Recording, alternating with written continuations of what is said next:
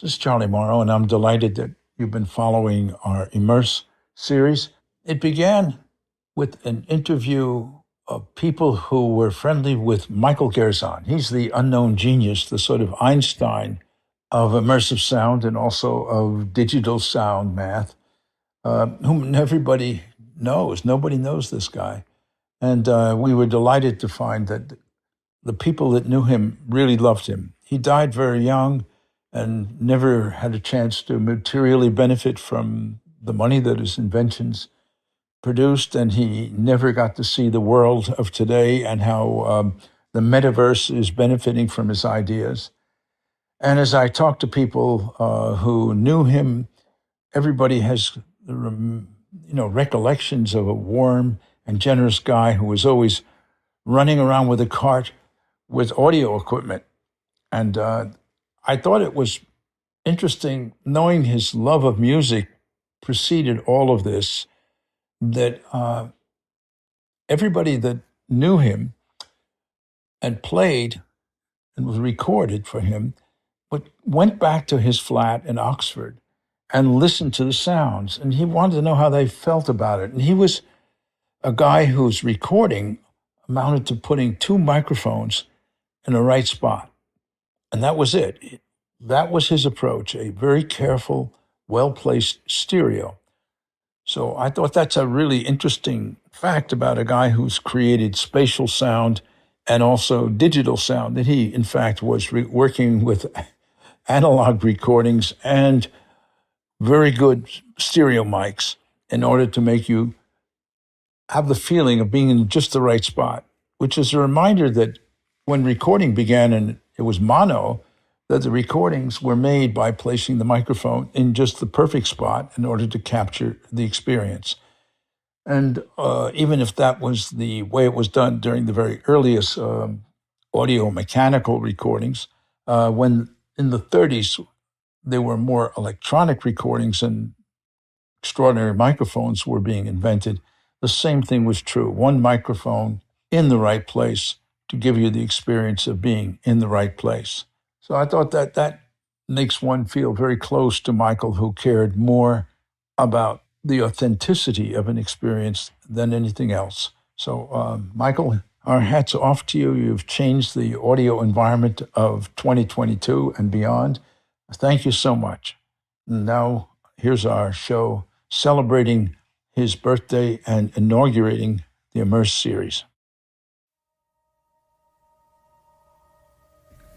Here we go. Okay, so this is Charlie Morrow for iMMERSE. Sound, light, space. Sound, light, space.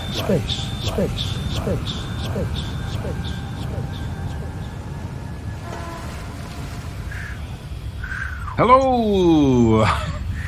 Thanks for joining us on this happy day. I'm Charlie Morrow.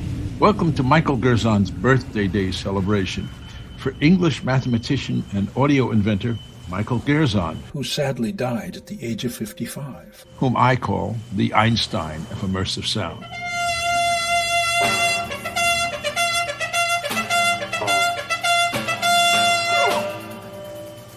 Space. A very nice man. Unfortunately, he passed away before his ideas and genius became lucrative. I don't think he was the type of man that really would have cared about the monetization of his product and his ideas. And he just didn't strike me as that kind of person.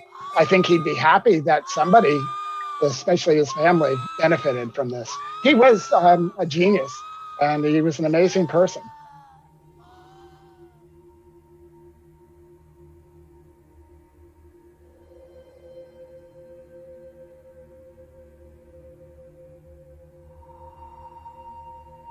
In my long search to get information about Michael Gerzon, I came across a wonderful tribute to him by Gilad Kieran, and I reached out to him through social media, and he was very kind and agreed to talk to me about his old friend Gerzon. Turned out he was more than just a working friend. He knew him personally. They worked together on Wave software, which Gilad's one of the 2 founders. And Michael created many of the first Waves products and software. These are plugins. They are the kind of things that in an old recording studio would have been an actual box with knobs on it that you transform sound. But in the revolutionary idea that Waves had, you get a whole studio in a box. And nowadays you use these plugins, they're separate devices, on a workstation, which is a way of handling audio and manipulating it digitally on a computer. And Gilad was also interested in Michael Gerzon's poetry and provided me with many of his poems and even some of the musical settings of his poems. Michael, it seemed, was as interested in music as he was in mathematics and was an avid recordist.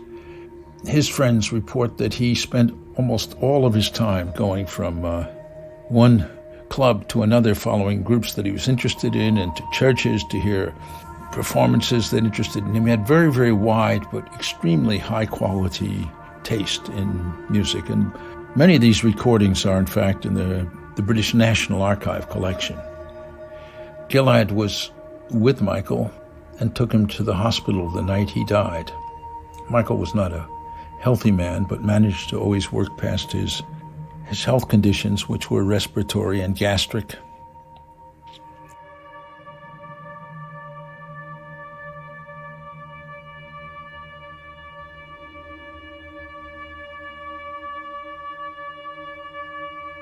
Thank you for sending the poem. It's a very touching poem. You haven't seen it? No, I haven't. I don't know how I could have missed it. I actually didn't know that he wrote. He has some amazing poems. I have to find it. It's on one of the old discs. But I have all his poems. He has several hundreds of them. Have they been published? I don't think they have been published. Actually, I tried to convince some musicians to put music to some of his lyrics, and there were some experiments with that and some versions of stuff. There's a poem called Your Strength Too, which I thought was perfect.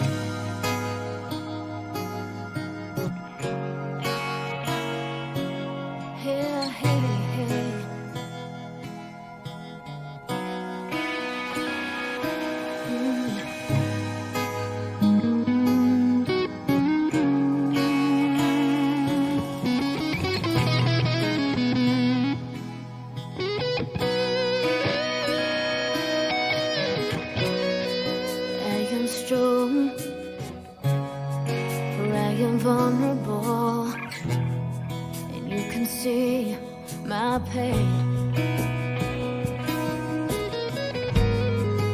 I am strong, you can see my needs expressed without shame, and this frightens you, for it tells you that you do.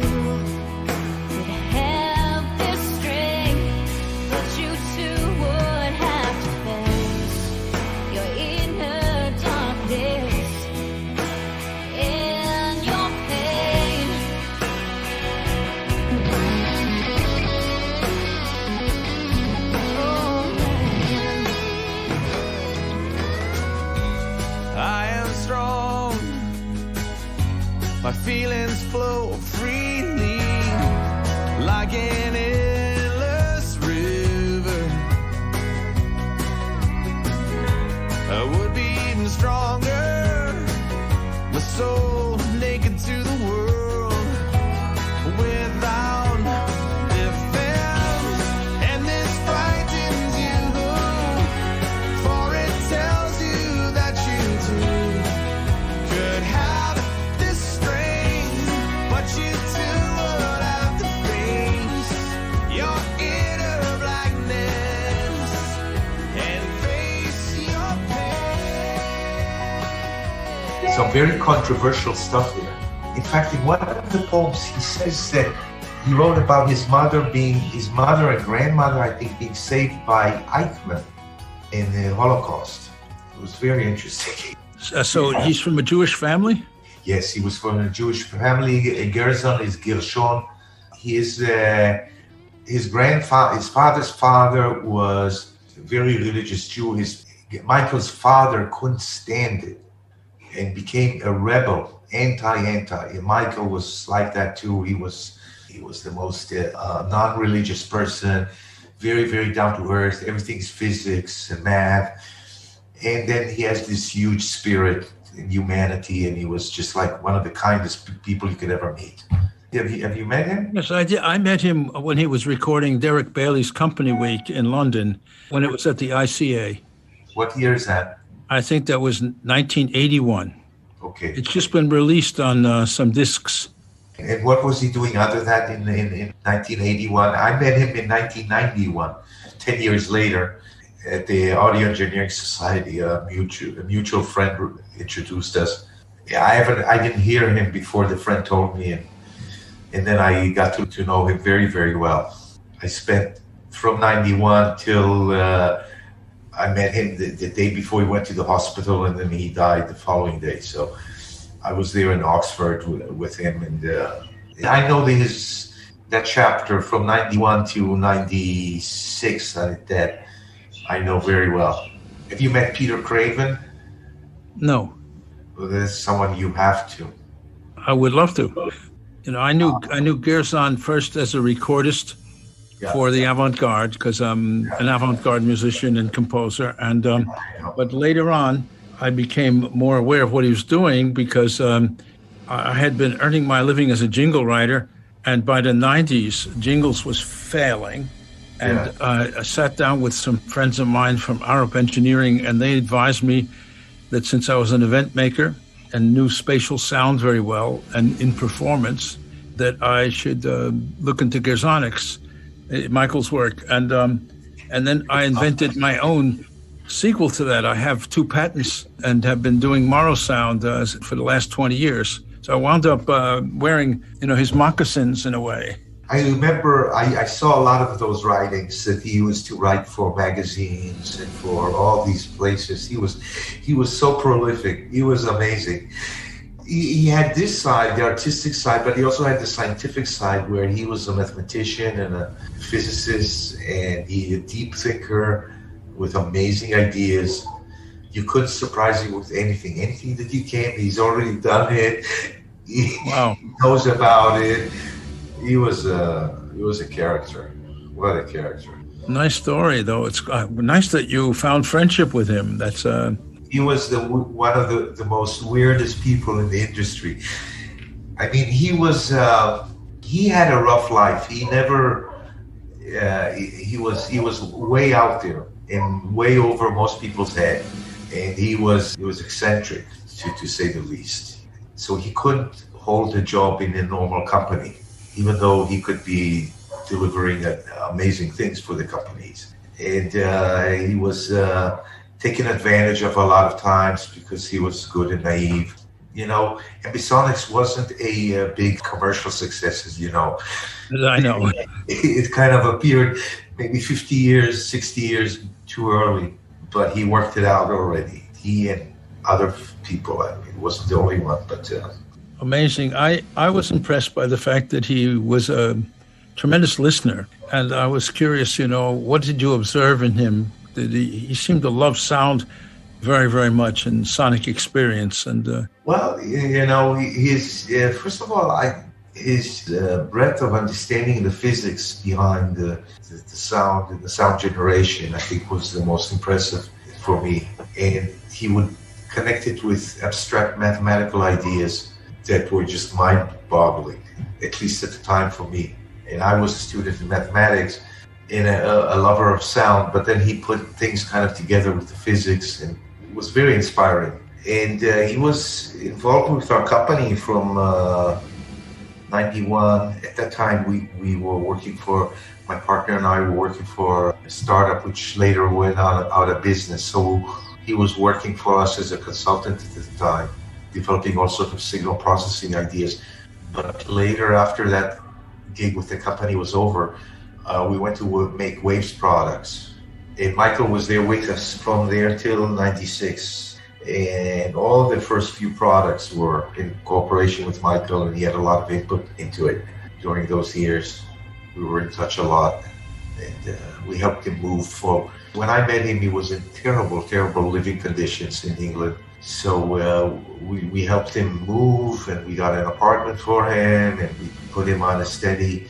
He would get some consulting gigs here and there, but he was considered weirdo. He was considered too eccentric for most people to handle in the industry. I take it he lived alone. I didn't ever read that he had a family or a partner. He lived in those years. He lived with another fellow called Terry.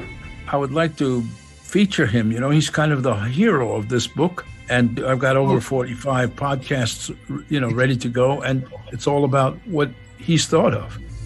I wish Michael would have been around. He would have had so much fun. I always say that he's like a part of the company. His spirit lives in the halls of waves. He was very important part of our emergence, you could say, and we feed on that, I think, even until today. It was such a brilliant idea in the first place, and it was nice that you had the vision and the Sitzfleisch. Yeah, he would always one-up you, and yes. He was very competitive, let's put it this way.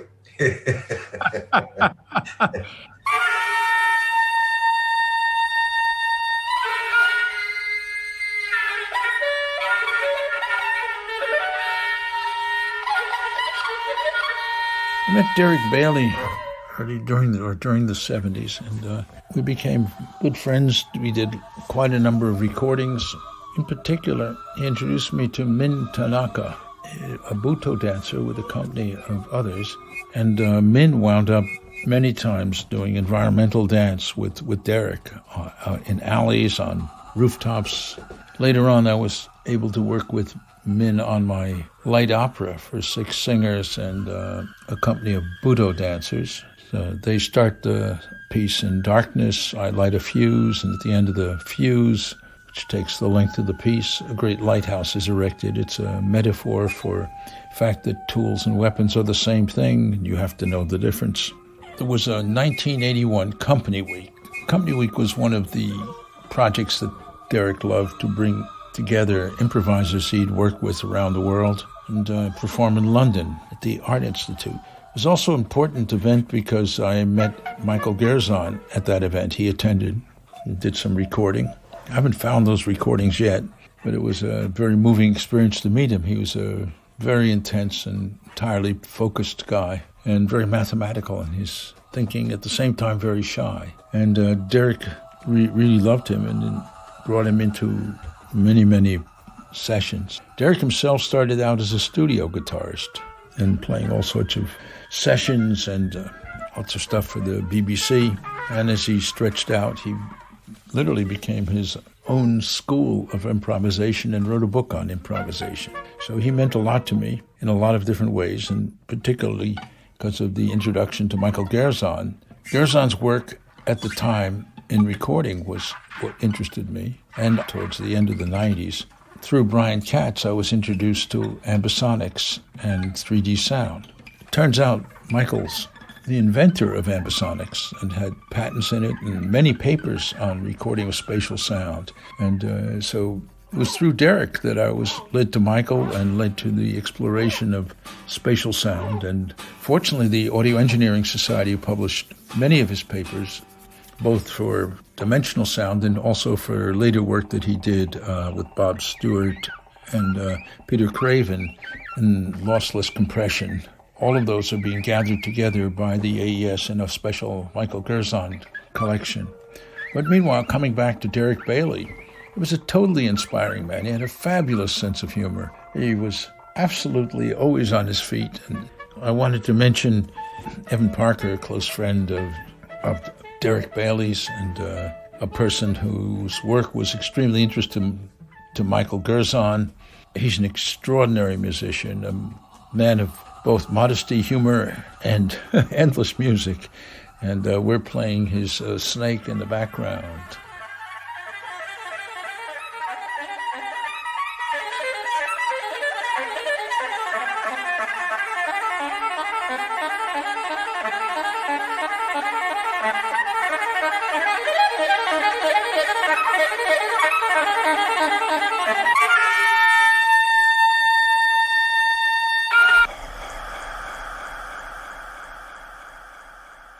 Gilad has a project that means a lot to him. He wants to assemble all of Michael's work, and the papers that were published were only a fraction of what Michael wrote.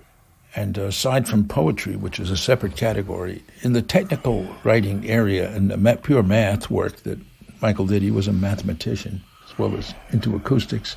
There are boxes of Michael's work which we're all seeking. So if anyone has any idea where they are, we want to find them. And Gilad wants to put up a special Michael Gerzon website with all of his published and unpublished papers. So do help us if you would. And can reach out to us here at Charlie Morrow at morrowsound.com. Gilad introduced me kindly to Bob Stewart. And Bob, along with Peter Craven, developed what's now known as MQA, Master Quality Authenticated. And it refers to a software process in which digital sound can be of the highest quality, prepared and then read back through this system. And this is still making money for its inventors. And sadly, Michael passed away before he could receive any of that money. But Bob talks about his ideas in sound and was a very kind and thoughtful person to interview. Here's Bob.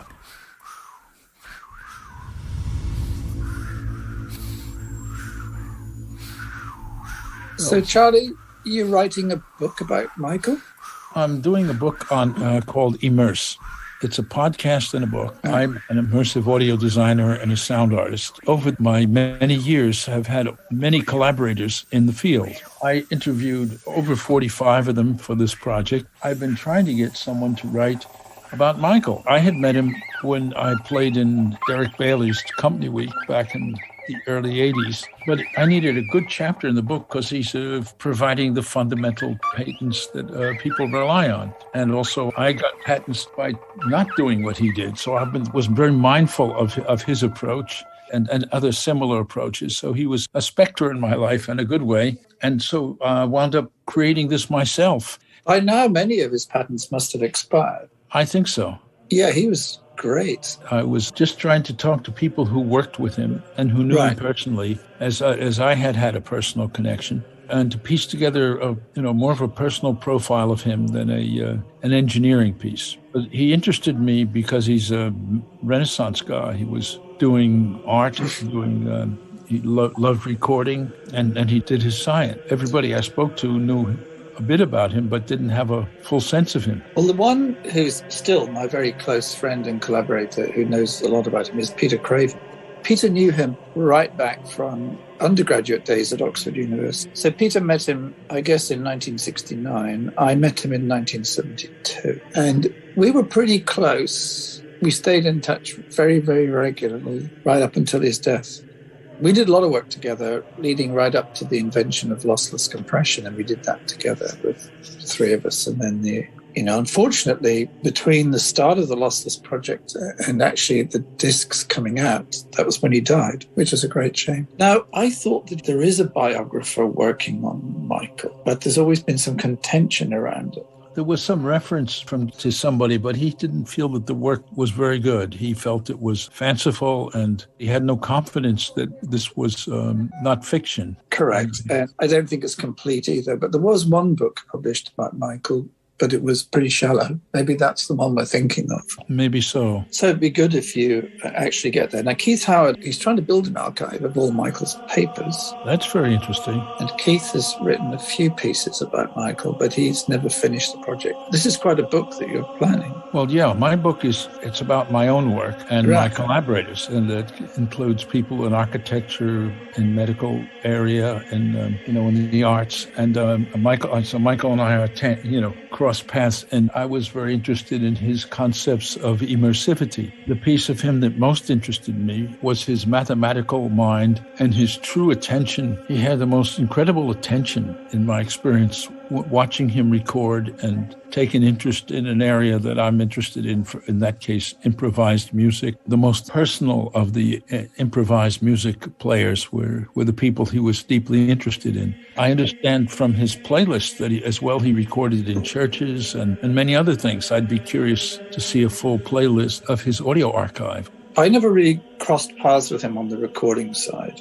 I was much more on the signal processing side. So the up and down matrixing, the lossless compression, transparent signal processing, things like noise shaping, pre-emphasis, and those sort of things. We worked together on a lot of those things. We had a project called Extra Bits in 1990, 91, looking at how you could get more data down the pipe. Excellent. We were all of us concerned about the fact that CD was not quite a good enough pipe. And we were also concerned about the number of channels. So do you use ambisonic concepts at the root of this? No. No, it's discrete. Yep.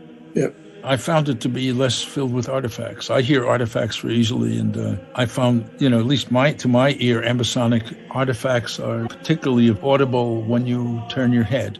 So even slight perturbations of the ears, produce that. And since I've always suffered from motion sickness, and I developed my particular double quad as a remediation for that. I'm also hyperactive, and I'm able to calm myself down when the system is producing good, clear sound and representation of an environment.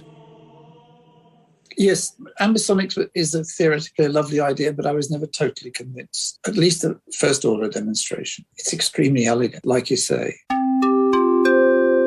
I think it would be good to talk about ambisonics. When we listen to sound, when we're hearing it, we're surrounded by it. We know we're surrounded by it. So the idea of an ambisonic recording is that it enables you to hear sound from all around you. If you represent the sounds in your virtual reality using the ambisonic format, you can then link to sensors on your virtual reality headset or headphones, whatever, and you can, as a person turns the head, you can rotate the sound field so that the sounds remain stable as their head turns. And this makes them far more realistic.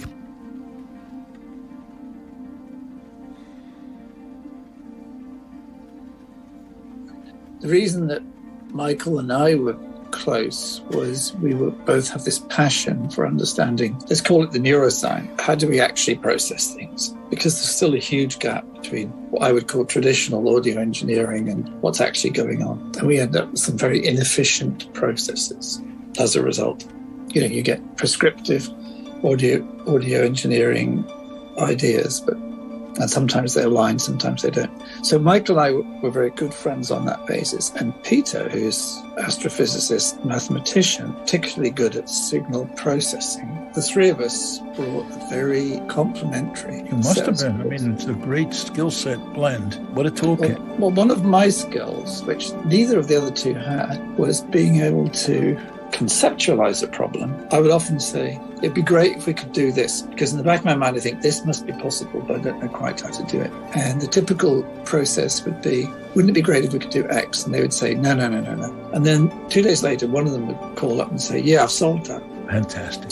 So I could place problems, but also I have another skill, which is seeing where something might be useful. So I was always the one who was saying, okay, that'll work. Let's take it out. Let's go talk to the DVD forum. Let's talk to the RAA. Let's talk to the music industry. Whereas Michael was an extreme sort of reclusive academic, and Peter was sort of partway between. So in many ways, we worked well together. And it was a real tragedy when he died. Was he ill before that, or was it He'd had illnesses in his life. As long as I knew him, he was asthmatic.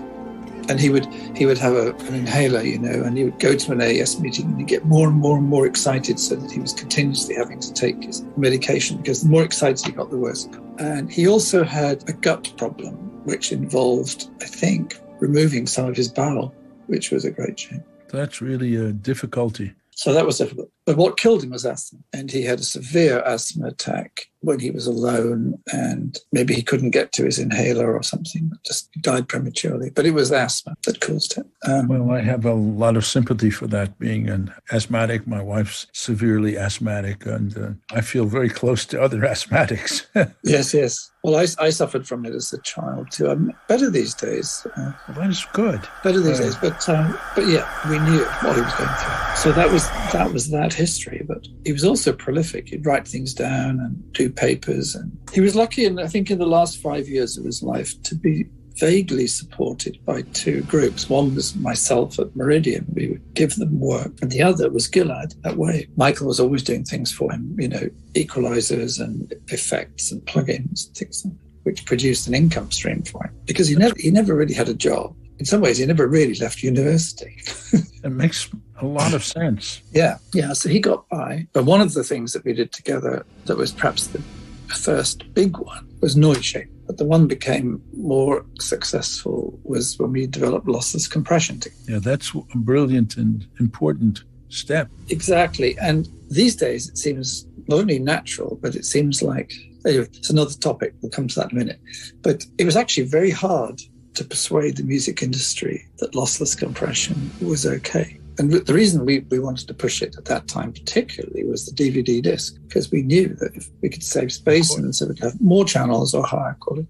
DVD audio came out of that. But I remember traveling to America, to Japan, all through Europe, having to demonstrate to people that lossless didn't change the sound. Sony said, lossless compression is very good. It might be different, but it's very good. So, no, it is identical. But that was stuff we did together, and Michael was on the ARA committee. Do you know about the ARA? No, please tell me. Oh, so this was a kind of ad hoc pressure group that was formed originally by a guy called Hiro Negishi, who was the CTO of Canon. The Hiro started the ARA, which was originally, it's called the Acoustic Renaissance for Audio, and it was really about immersive. And to cut a long story short, he had to go back to Japan, and he handed it to Raymond Cook of Kev. And then Raymond got sick, and he handed it over to me. Right about this time, we thought, well, a good thing we could do for immersive and sound quality is form a proposal and actually go out and advocate the use of lossless compression. I'll send you a copy of the report, which dates 1994, I think, which was the pressure document that really created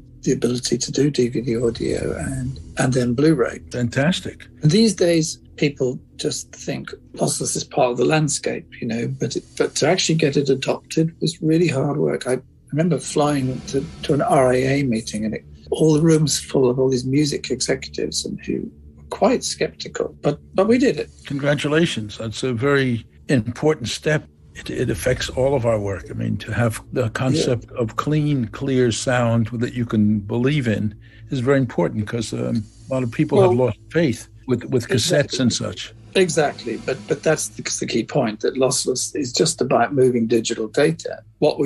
Peter and I have worked on really for the last 12 years with the MQA project, and all the origins of it is not how to move digital data from one place to another, but how to move the sound from one place to another. Because sound starts as analog and it ends up as analog, and half the problem of digital, maybe more, is in the converters. So you can convert it to digital, then it's trivial. You can move the data, but then you have to turn it back again.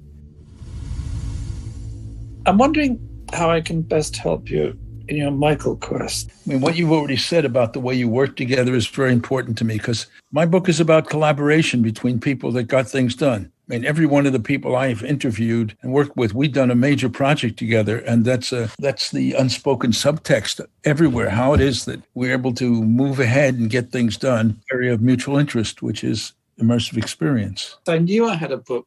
Are you familiar with this one? No, I've read about it. I never got it. Like $200 or something. But it's written by Stephen Thornton. He was a member of the Tape Recording Society. Well, I should definitely then acquire that book. And this is quite an interesting book about Michael. I have mostly things like copies of his papers and notes and faxes that he sent, because in the day, that's how he communicated. He would send me faxes about it. Sure.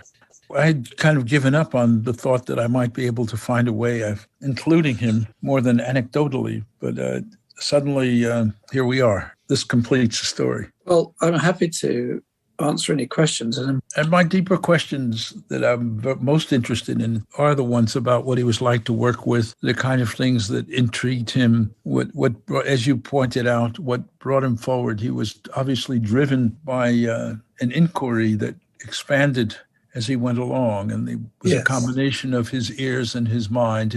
What I understand is his combination of being kind of a geometer and an acoustics guy and pure mathematician. There was just some combination of the real and the purely mathematical that was intriguing for me. Yes. The whole Ambisonic project was perfect for him because it brought all those things together. But he was much wider than that. He was very easy to distract. So he would work on something and then he'd discover something and he'd go another alleyway and then he'd make another diversion. So sometimes very hard to bring him back to the problem we were trying to solve. It's like so many beautiful problems out there.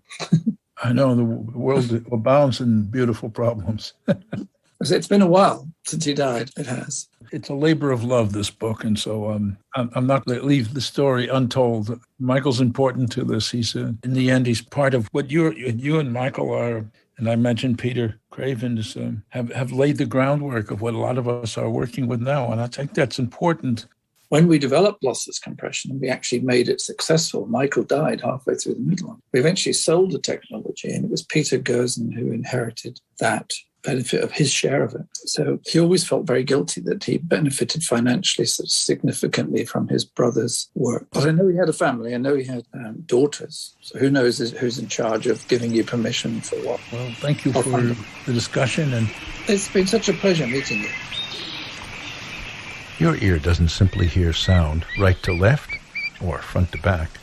Your ear hears and your brain synthesizes sound from all directions. That has been the shortcoming of sound reproduction for the last century. It has not been able to reproduce sound omnidirectionally, the way your ears hear it.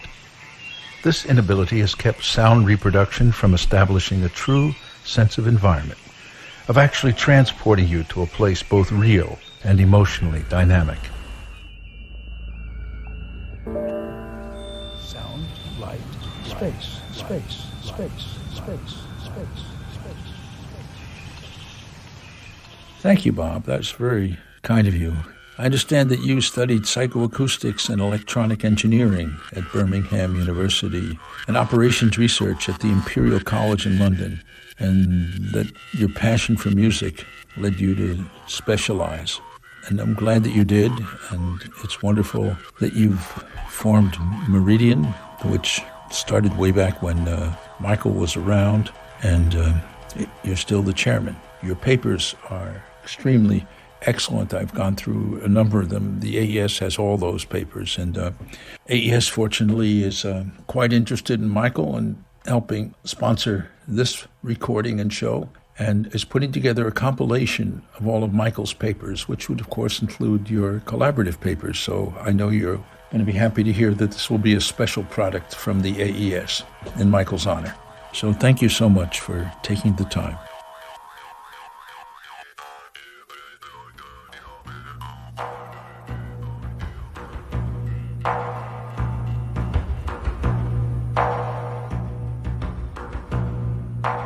The Ambisonics approach is different. This three-dimensional sound field is great.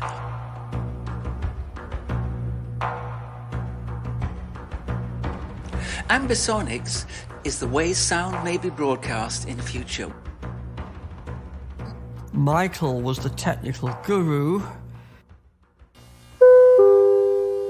Thanks for joining us. Today we're talking with Brian Katz, acoustician, CNRS Research Director at Sorbonne University's Institut Jean-Laurent d'Alembert Sound Lab, a specialist in spatial hearing, room acoustics, and virtual reality. So welcome, and I wanted to just have a few simple answers about the origins of something other than just monaural sound. And I thought if I could just ask you about different types of sound, and you could explain them. I'll do my best. Well, there's always the cutting room floor. I'm curious, what is monaural sound?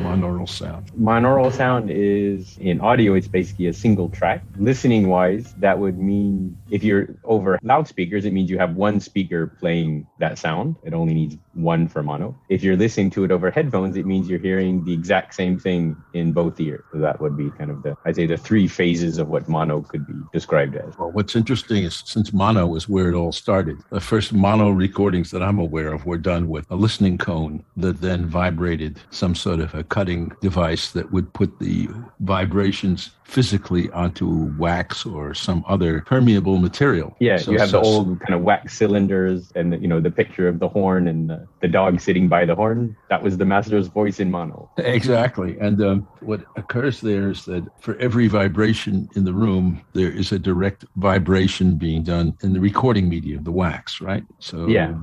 And so that is true analog recording, right? Because there's a absolutely one-to-one ratio, if it's done right, between the vibration in the room and capturing it. Given the limits of physics and whatever the wax is doing and the needle is doing. Well, there's been some work with decoding those old recordings recently using light that got a lot more out of them than you could with a metal. Yeah, and it's also non-destructive, so you can rescan them multiple times if it's with a laser. Whereas every time you read a wax cylinder with a needle, you actually degrade the wax cylinder because it has to have contact. Kind of the physical principle, you can't look at something without interacting with, and looking at a wax recording with a needle is highly interactive on the wax.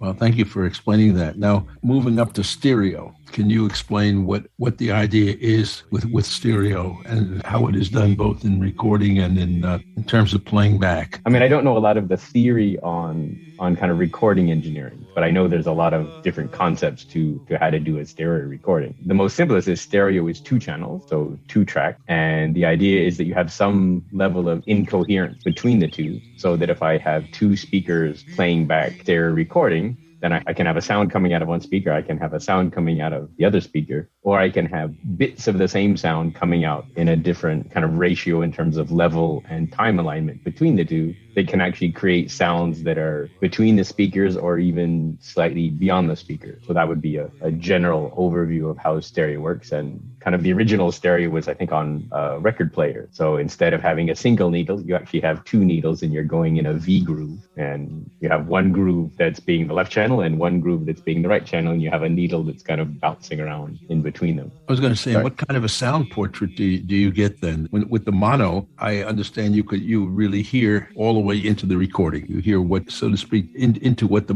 microphone has heard. You get a kind of depth of field. I mean, for me, mono throws everything together and has no bias or preference to any sound. Everything gets kind of combined together. So, for example, if I'm talking in a group of people, of real people, I can focus on one person talking or focus on the other person talking. If I make a mono recording of that, everybody gets kind of smushed together, and it's very hard to pick out certain elements, whether it's different people talking or background noise. But that's mostly because of how the auditory system works, that you can use differences in level and definitely differences in time alignment between sounds arriving in your ears to kind of focus attention. So stereo is kind of going towards that so that you can have some kind of spatial separation, which is what the brain is quite good at exploiting in terms of focusing attention. Stereo creates a kind of space.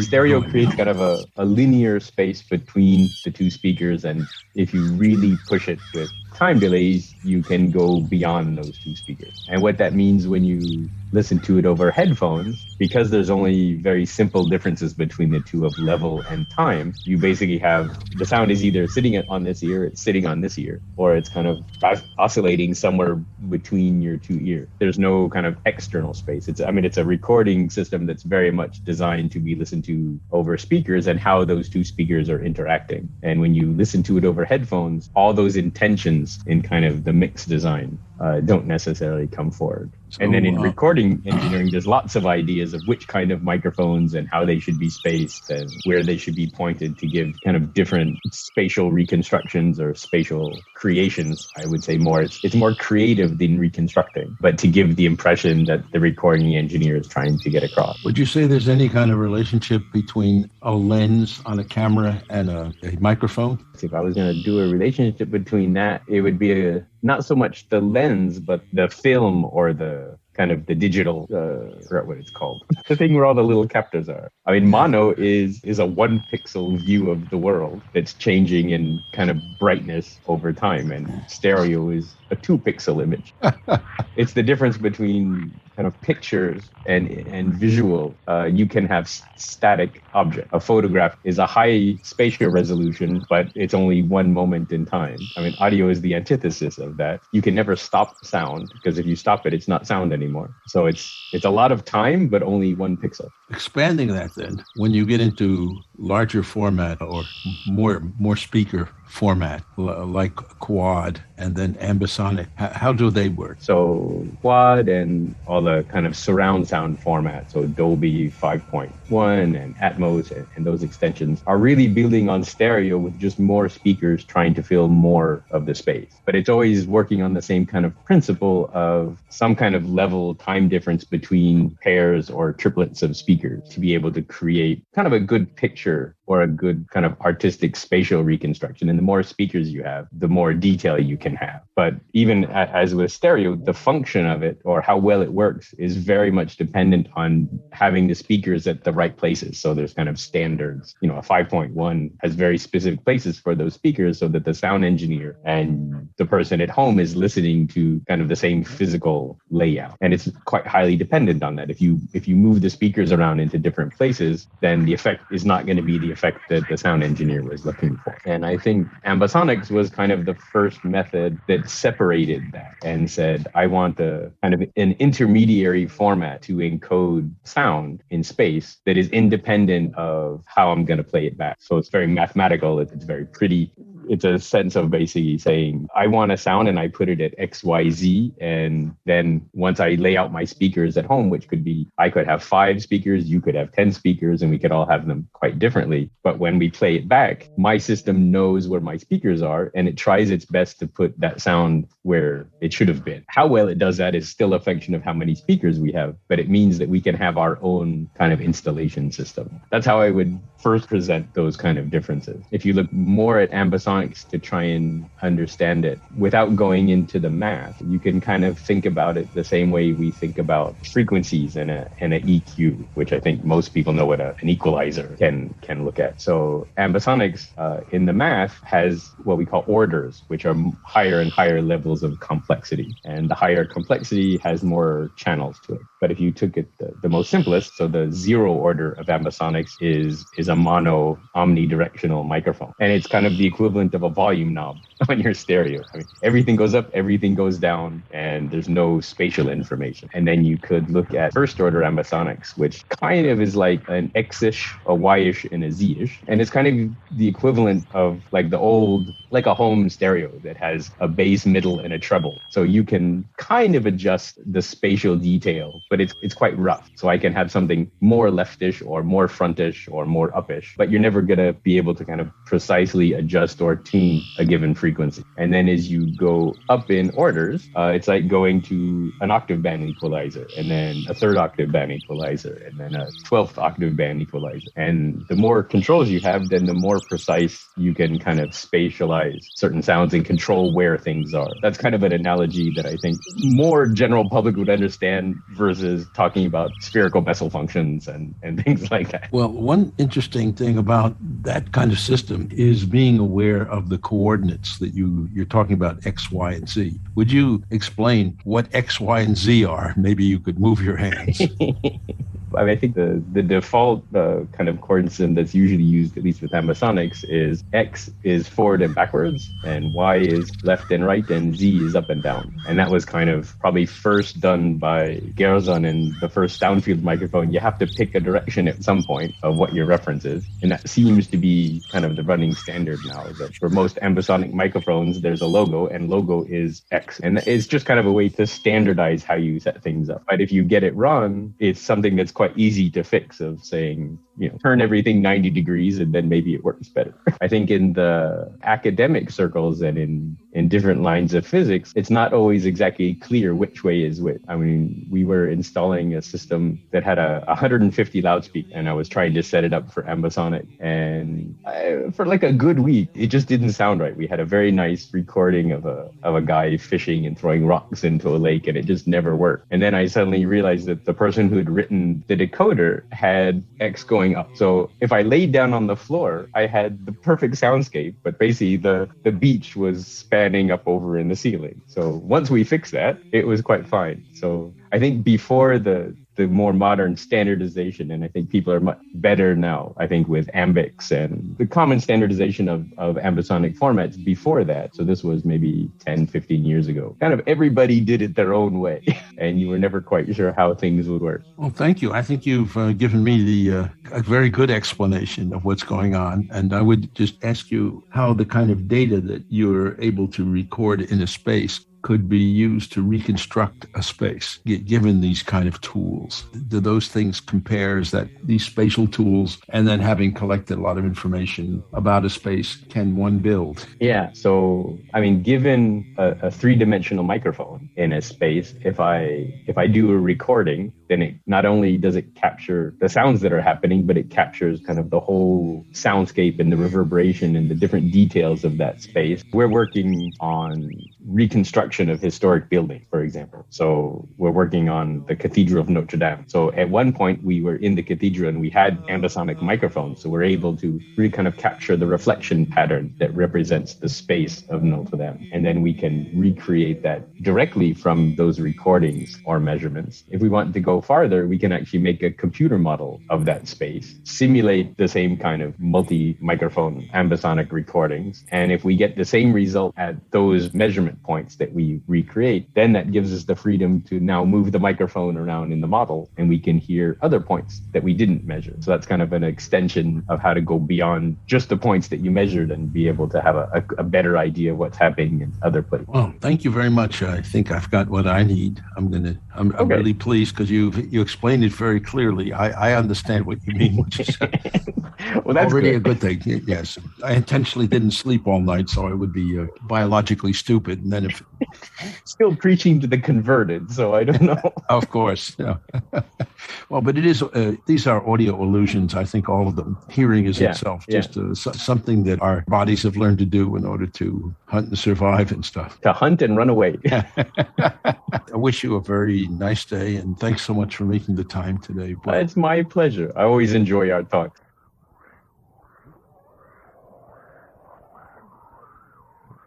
Michael Gerzon's contributions to the world of audio are probably more extensive than most people who have heard of him even realize. Space.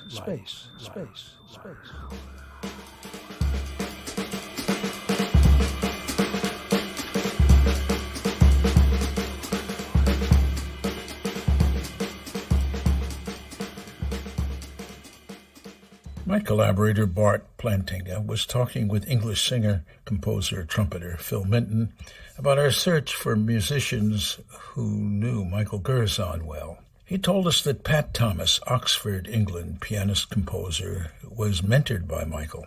Pat Thomas kindly gave us an interview. Seems he spent lots of time with Michael, both in Michael's apartment, studio, and at music events. Michael was a huge fan of live music and recording live music. Pat kindly shares stories.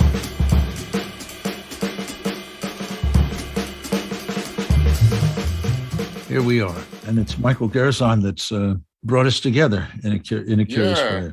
So how did you know Michael? I met him at Derek Bailey's 1981 Company Week. I was playing in that. Who's he playing with? Derek Bailey, Tristan Hansiger, Christine Jeffrey. Oh, wow. Toshinori Kondo, Charlie Morrow. Amazing. David Toop. What a gig. Yeah.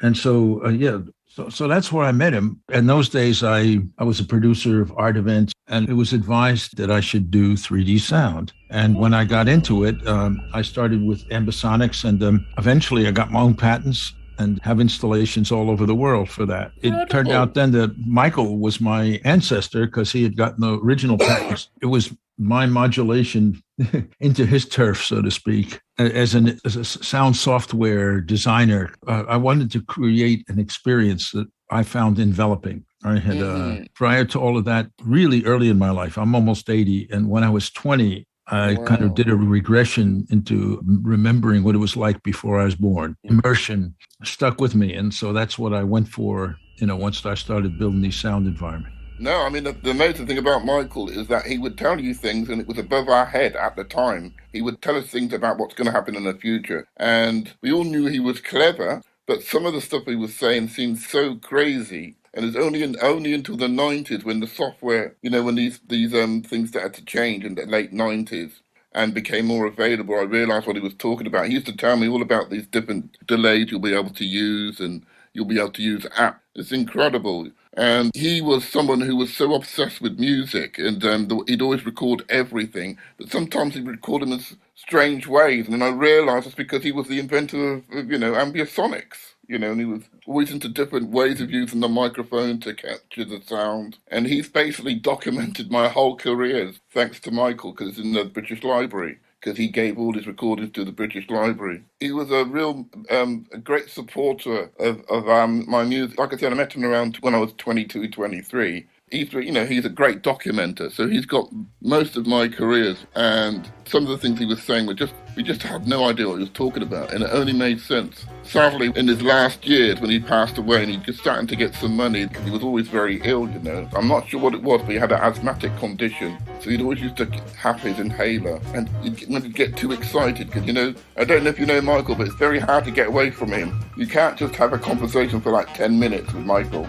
Yeah, I remember that. Do you remember that? Yeah, that I remember. That's why but I could never get back to him somehow. It was hard. Once I went back to New York after Company Week, I just couldn't find him again. I know. He was always busy, and he would always, and like when I used to go around to his place, because he had, he probably had one of the greatest record collections ever, So you'd be in there, and as a young musician, you'd be fascinated at all the stuff he has. And the funny thing is, you'd get to the door, and it'd take another hour to get out, because everything he was saying was so interesting, But he was an amazing person, Like I said, we all knew he was clever. It was only when the obituary that we realised how clever the guy was. But he loved it, because him being living in Oxford, we just started the Oxford Improvisers Co-op, so he's documented the entire Oxford Improvisers Co-op while he was there, and we were putting on concerts at the fire station. And it's there that I met Derek and Evan and all those people. And then Derek asked me to play I think we put on Derek Bailey in 1988. Then he asked me to play with him in 1990 and 1991. And Michael would be there. He knew Derek quite well, and he'd record loads. He's got so many recordings. And Evan, 6 of 1, and the Snake Decides were recorded by Michael in the Hollywell Music Room. Wonderful. One of the oldest music rooms in the world, oldest music pub, and he did a great recording there because it's a good acoustic. His thing was all about microphone placement. He would sort of check the room, and then he'd sort of say, this is the best place to capture it. So he always wanted to capture the space for the music as well. I remember that about him. So sometimes you think, why is he putting the microphone there? But most of the time his recordings were just amazing, yeah. And he also recorded the Braxton. I don't know when Braxton was on tour. I think it was at 85, but they asked him to record it. So some of the recordings, they're Michael as well. That's fantastic. Yeah. Did Michael keep a notebook about these recordings? I mean, since he was... Well, I would say the best thing for you to do is to contact the British Library, explain what you're doing. I'm sure he used to catalogue everything, because when you could get a cassette off him, because in those days, everything was cassette recording. But of course, Michael was recording everything. He'd be one day be in Oxford, next day be in London. He'd record everything. So sometimes it could take ages to get your recording. I remember that. And he would catalogue things, like he'd have the date of the recording, the day of recording. So all of that will be catalogued in the British Library. I mean, there's so many recordings that he made. And he was really happy when we started doing sort of like concerts in Oxford because it's on his doorsteps, He recorded literally nearly everything in Oxford. Yeah, incredible. What did he use in the way of microphones and recording devices? I can't remember exactly but I do remember that you'd have two microphones. It was all about placement. What I remember with Michael was, sometimes, he would look at the room and he'd have these two microphones in a particular space to try. We didn't know why, because sometimes I think, why has he got the microphones in this place? But usually the recordings were really outstanding, and it depended on the venue. I mean, when he recorded groups, he didn't like to do loads of microphones. He would just have two microphones on a stand, pretty much the best microphones you could get. And he would just place them in a particular way, and that would be it. The only time that could be problematic would probably when you've got like a loud group like drums. I think that would be problematic. But, for most of the stuff we were doing, it was acoustic music. I would have been about that, 22, it's a long time ago, but I remember with this guy, this eccentric guy was just mad about the music and like really glad this was happening in Oxford. So he recorded my first concert, the first improvised concert we did, which was at the Holywell Music Room, which must have been around 82. And he recorded that. And I used to meet him regularly in a shop called Gerzon Records, which was the hangout place for music. He would be in there all the time buying records. I don't think anybody had a collection like him. And of course, he was recording all night. They tried to ask him to destroy it. He has all these recordings of Lamont Young. Really? Yeah, from the 60s. Where he's playing soprano saxophone. Michael's got the entire collection. And he told me that he got a phone call from somebody representing Lamont and asking him if he would destroy them. Of course he didn't. But he's got things like that. He's got first recordings of from the radio, from, say, Cage, all those, when they first came out. He's got recordings of everything, yeah, because he played me Lamont Young. And I was just amazed at his soprano saxophone playing, because he's sort of working on a thing that was very independently of what Evan Parker was doing. So it was very interesting, So, yeah, he was a very, very special guy. And he was very encouraging. It was nice to have someone like that around, because he was always encouraging people, young musicians to do that. And he had such a wide breadth of approaches to music. I remember him trying to persuade me that Susie and the Banshees, that Susie, even though she was singing out of tune, was actually a great singer, which was quite funny at the time. He'd have these long philosophical arguments about, oh yes, I know the person's singing out of tune. Or he would say, yes, this person is not actually a very good musician, but philosophically, they're a great musician, I always remember things like that. I used to think it was bizarre, but his brain wasn't working like anybody else, you know what I mean? He'd probably heard something and thinking, well, if they keep it up in 10 years' time, they could be really something. He'd like to hear what the group was doing, and then he would try and work out where to place the microphones. So practically speaking, let's say he showed up at a gig. What happened first before you played? What did that moment look like when he was doing the placement? Well, so he would get himself a seat at the front, and what he would do, he would see, and at that time, the audience then weren't not always big for this sort of music, so he had pretty much carte blanche.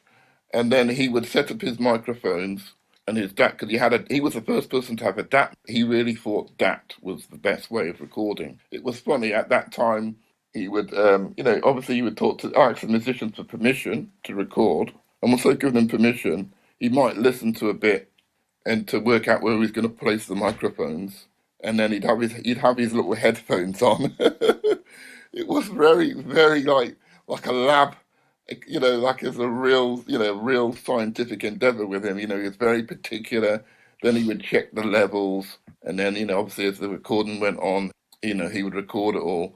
But he would like to be in the front, and depending on what the lineup was, he wasn't into using any effects. He wasn't into overdubbing. It was all about capturing the live recording and trusting that he's captured the sound. He wanted to catch what was really going on rather than thinking he had to sort of change it. So that was his thing. And I think that's very interesting because, so he was very particular about that, capturing live music. So when you heard it back, you were hearing what had gone on. That was his whole thing. It could be hit and miss, because obviously if there was something wrong with the sound, like the PA, then that's what you would get. You didn't want to go for the perfect recording. For him, the perfect recording was making sure he'd captured the music in its right environment, but he wasn't interested in trying to get a mix from the death or anything like that. So he was very particular about that. And also, I think really, his real love was, like I said, improvised music, contemporary music. It's mostly acoustic instruments. But obviously, you realise that's making all the surround sound and ambisonics. This was something he'd been working on for years. And this is obviously what he based on how you hear. And that's probably why he was so obsessed with placement. Because like you said, with ambisonics, those recordings are all about placement, aren't they? It's all about... I think he used to think that people who were sort of like trying to mix them were cheating. They weren't really getting the music. If I wanted a mix, that was too easy for Michael. Just to go to the PA and get a mix and he would never do that. Yeah. But I would say most of the recordings, they did have a different quality from other people's recordings. I remember that, so you appreciated that. You only appreciated it more, obviously, passed away, because, we used to see him all the time. I was bumping into Michael all the time living in Oxford, and our hangout was Scaring Records, so I'd go to that shop at like 12 o'clock in there, and I wouldn't come out of there until about 6, until the place had closed up. I'm trying to get away from Michael to get back home. If I was going to see Michael, I would make sure I've got nothing else to do, because it could be a waste of time. You're not going to get to do anything. He'd always surprise you, because he'd always say, have you heard this? Have you heard that? And he'd always have something amazing that he'd been listening to. I know Evan Parker used to love being recorded by Michael. If he was playing solo soprano, he'd be his first choice. And they were special recordings, And he really had a great knowledge of classical music as well, and how to record classical music. He didn't think a lot of the recordings of classical music, he thought they were going too much into trying to get the perfect, instead of capturing the essence of the music. He used to think that it was a bit overkill, the way they were recording classical music. And that was one of his theories, was the reason why so much classical music sold dull was because of the overproduction, over-recording. So he was an amazing guy. Sometimes like this, you remember how much you miss the guy, because, sometimes he'd drive you mad because you try to get somewhere and you bump into Michael and suddenly that's it, you can't go anywhere. Trying to go shopping, and he said he realised that's it, forget about shopping. He had this technique where he'd slowly move either closer to, like if you're in his flat, you sort of go to the door to try and get out, and then he'd have this technique, so you're sort of trapped between Michael and the door, and then he'd have you there for like another 45 minutes, then he'd finally let you go. But, he was on his own this time, so he really appreciated company, you know what I mean? So I think someone with that brain, because we didn't realise he was such an incredible mathematician. We knew he was, when we saw the obituary, we thought, oh, what now? No wonder we didn't know what he was talking about. Yeah, he was a special guy. Yeah, very special guy. Yeah. He was a great mentor, very encouraging. Like he was documented all of my first attempts at electronic music, and he was always good at giving you advice, and and also he would tell me, and I'm pretty sure he probably was one of the people along with us who probably would have said to Derek, you need to try Pat, you need to use this guy. He would have said that.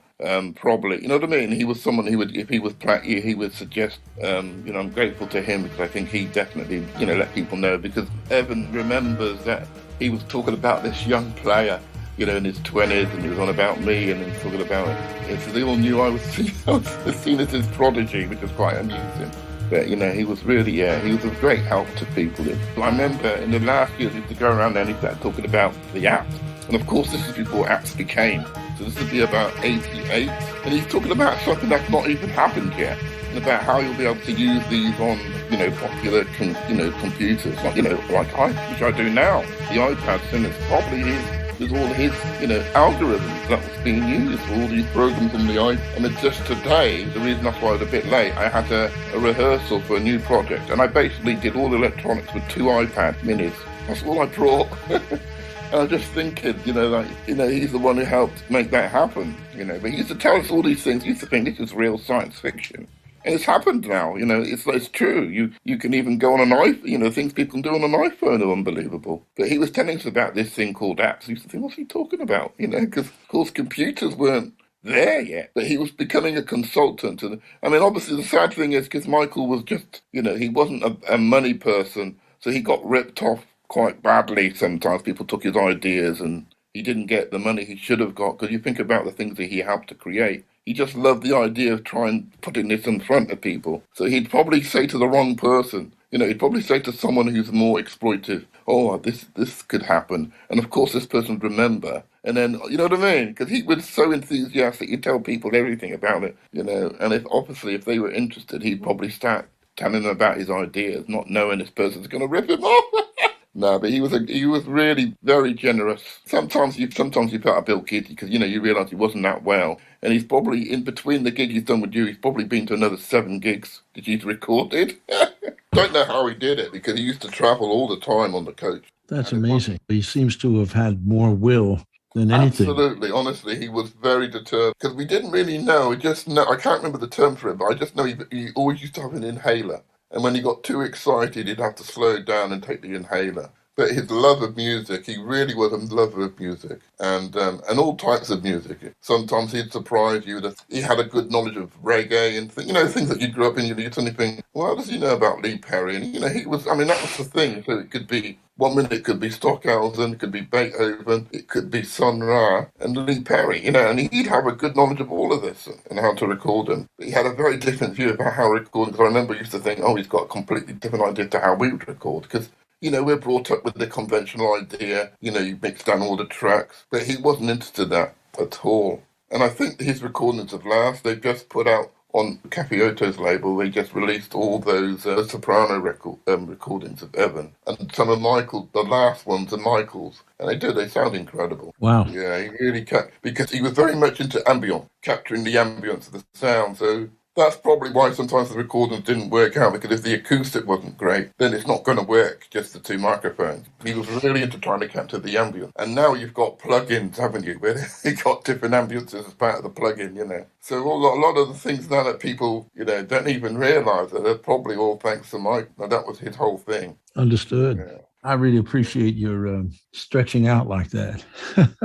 Like I said, everybody loved him. And we all knew he was a genius, but we didn't know how much of a genius until he passed away, because he was a very modest guy, Yeah, absolutely. When you say everybody, do you have a short list? For instance, because he was a great supporter of the improvised scene. So people like Steve Beresford, Derek Bailey, Evan Parker, anybody on the scene from that time, David Toop, everybody knew him. I don't know, it's probably the same in America, but sometimes you turn up at a gig and there's someone there with their gear. And if they're not there, then it's not the gig. You wonder, oh my God, where's the real gig? Because Michael's not here. And his successor was a guy called Tim Fletcher, who, probably unknown, but he became the archivist after Michael in the 90s, who's again got an incredible collection. And it's funny, because I used to say, oh, you're taking over from Michael Gerzon, because he would turn up at a gig with his dad and record all the gigs, these sort of people. But, Michael's, just like I said, he used to baffle you with all these concepts about how you record something, but it makes sense now.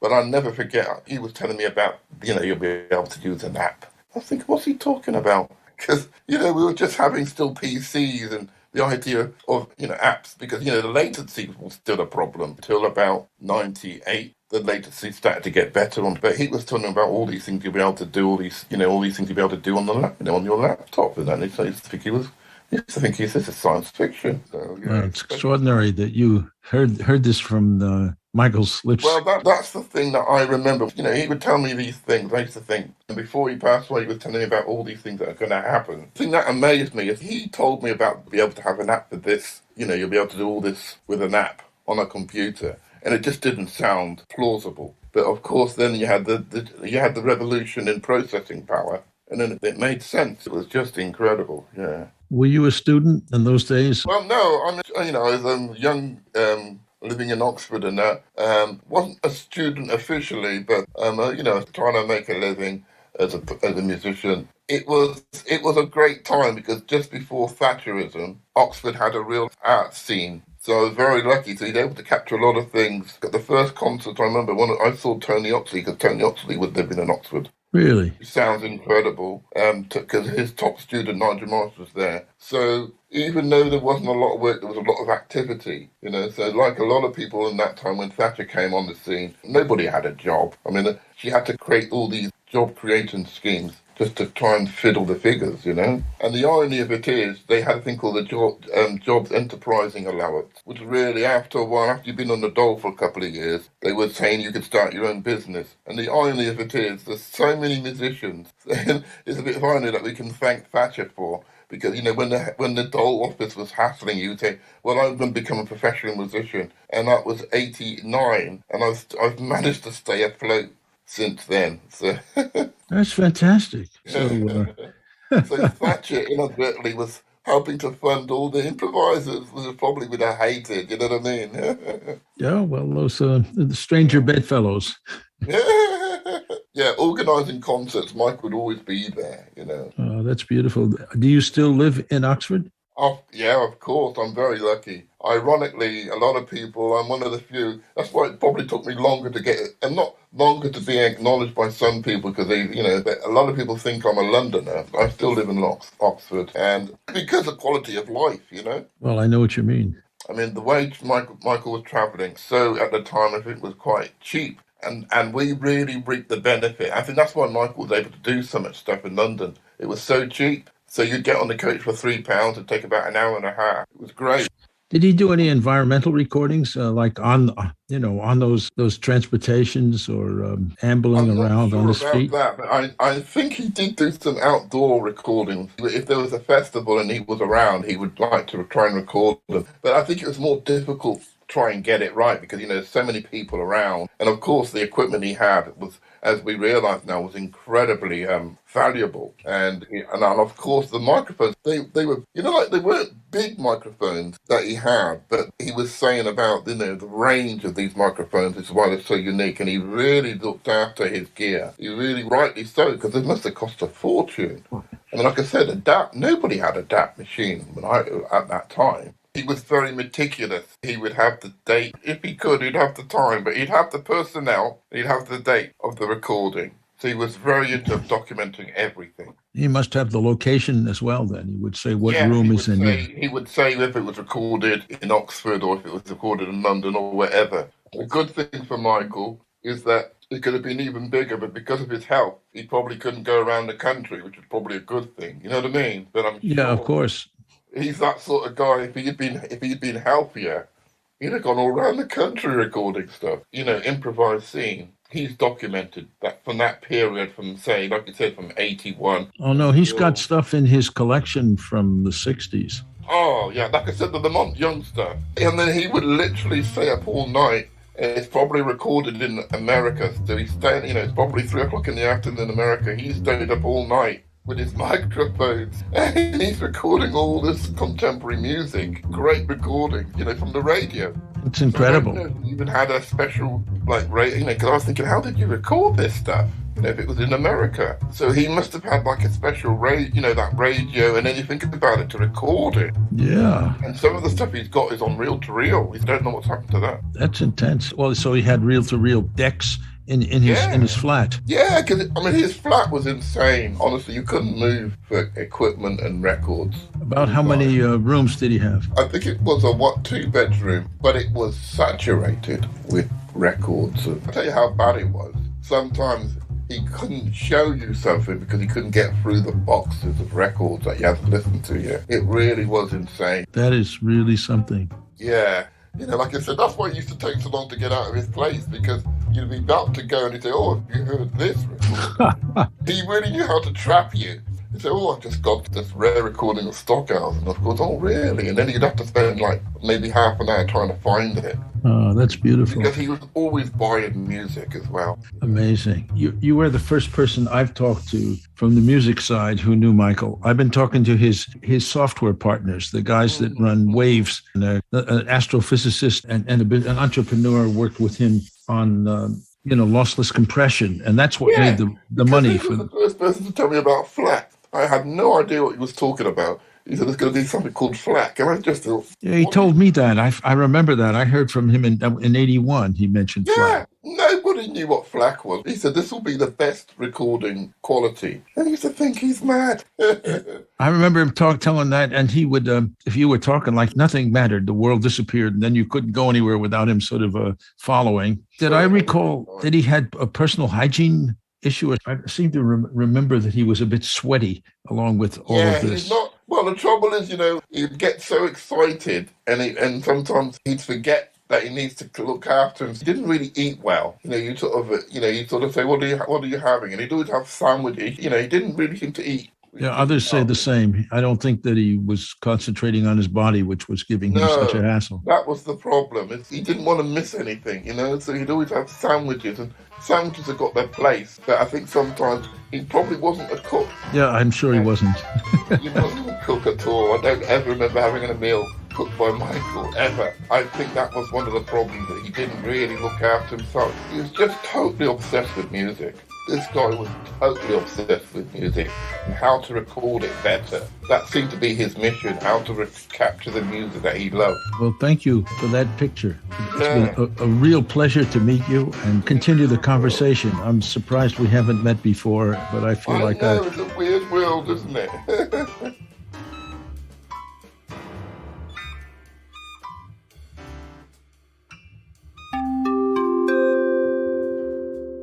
For this special podcast on Michael Gerzon, full credits and contact info can be found on the podcast page. But I'd like to thank everyone involved in this production, especially the people I interviewed for their contacts and insights on Gerzon and Ambisonics. Gilad Karen, Bob Stewart, and Brian Katz, and Oxford musician Pat Thomas for insights into Gerzon's passion for recording live music.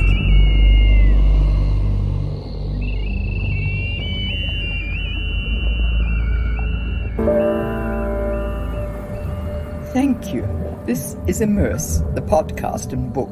Immerse is produced by Charlie Morrow, Sean McCann, and Bart Plantenga for Morrow Sound, Vermont and Helsinki, and Recital Edition, Los Angeles.